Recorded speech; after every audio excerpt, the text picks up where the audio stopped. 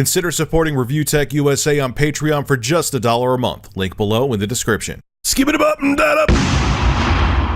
So last night during the Game Awards, Bethesda ran an ad with the hashtag in the bottom right corner called Save Player One. And it actually had Linda Carter in it, who used to play Wonder Woman back in the day.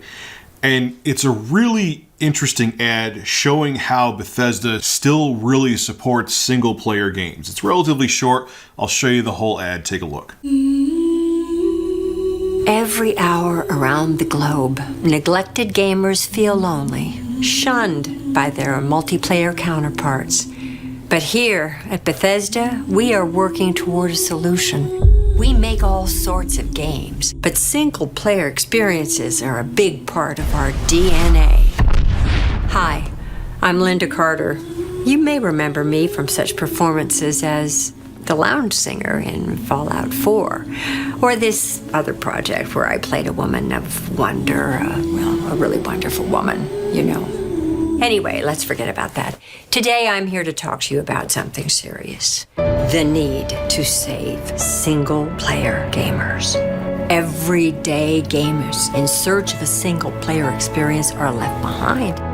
Forgotten, neglected. Many were rescued and found their way into amazing adventures, but others, well, they weren't as fortunate. For the price of just a few Nuka-Cola Quantums, you can share the fun of an epic single-player journey today.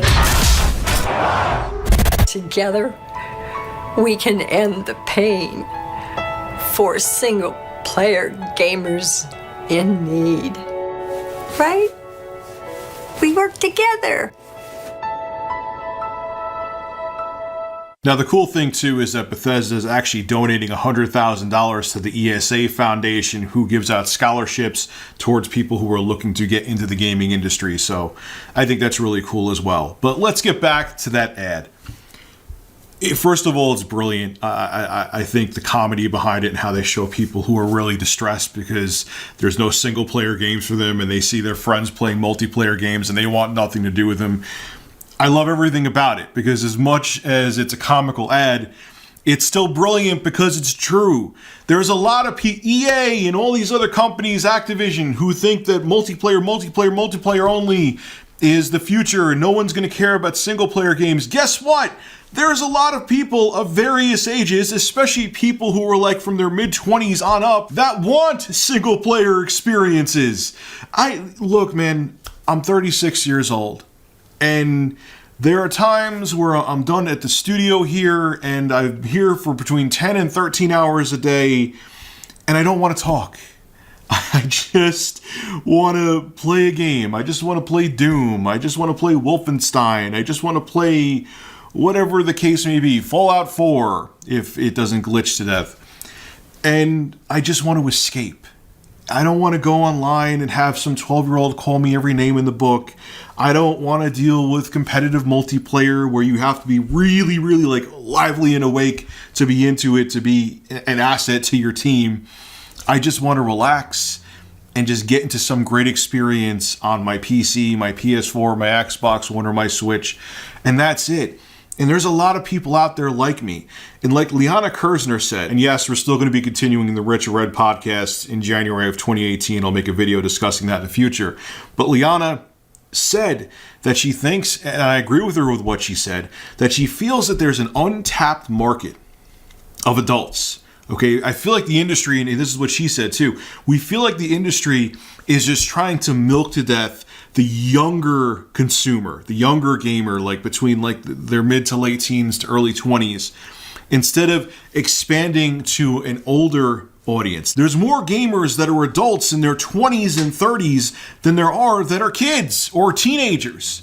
And I think that there's an untapped market out there that all these publishers and developers don't see of adults that maybe don't game at all right now, but would love to have an experience like The Elder Scrolls, like Doom, like Fallout 4, or Dishonored, so on and so forth, that would love it not only because it would be a great escape from the stress of everyday life, but because there's still, even with all the microtransactions and all the crap going on, but especially with Bethesda games, and look, I have had my issues with Bethesda before, I'm not just singing their praises, but especially with these single-player Bethesda games, you buy a game like Skyrim, okay, and I'm not a huge Skyrim fan, or I'm not a huge Elder Scrolls fan, but there's sometimes hundreds of hours of gameplay, and you buy the game for 30, 40, 50, 60 bucks, especially Bethesda's having discounts on their games right now for 50% off.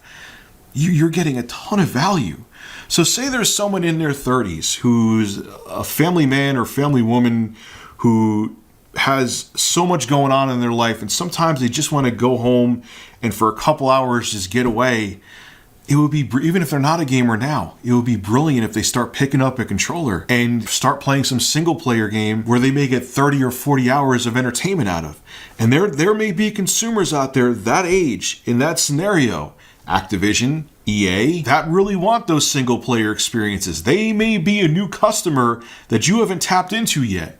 So instead of trying to milk your other customers dry, why don't you bring in new customers who may make single player experiences almost as profitable, if not as profitable, as these online multiplayer games that you're looking to put microtransactions into to milk customers dry. I'm totally with Bethesda on this one. I've disagreed with them in the past, but this one where they have the hashtag SavePlayer1, I'm 100% down with. Thank you, Bethesda, for making the ad. I totally agree with you, and I hope to see more developers and publishers support single-player games in the future. This is Rich of Review Tech USA signing out. Have a good one.